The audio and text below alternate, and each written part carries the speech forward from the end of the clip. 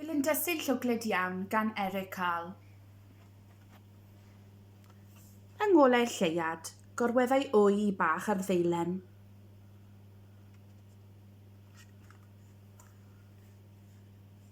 Un bore Sul, cododd yr haul cynnes ac allan o'r wy, pop, daeth Lindysyn bychan llwglyd iawn.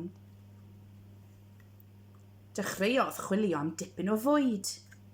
Dydd Llun, bwytadd drwy un afal, ond roedd e dal i fod yn llwglyd.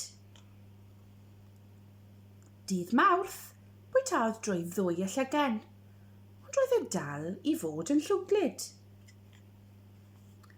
Dydd Mercher, bwytadd drwy 2 eirinen, ond roedd e dal i fod yn llwglyd.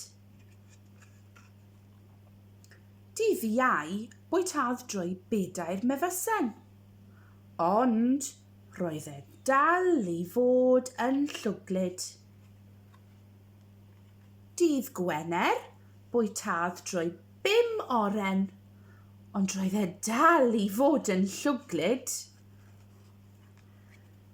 Dydd Sadwrn, bwytadd drwy 1 darn o gacen siocled, 1 hufen iâ, 1 pickle, 1 dafell o gaws, 1 dafell o salami, 1 lollipop, 1 darn o bastau geirios, 1 selsigen, 1 gacen fach ac 1 dafell o felon dŵr. Y noson honno, roedd ganddo stumog dost. Drannoeth, roedd hi'n ddydd Sul eto. Bwytadd y Lindysyn drwy 1 ddeilen werdd hyfryd, ac ar ôl gwneud hynny, teimlo'n well o lawer.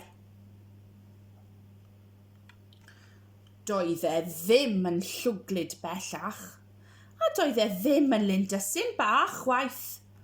Roedd e'n Lindysyn mawr tew. Adeiladodd dŷ bychan o'r enw Cocwn o'i gwmpas, arosodd ynddo am bythefnos neu ragor. Yna, aeth ati i gnoi twll yn y cocwn.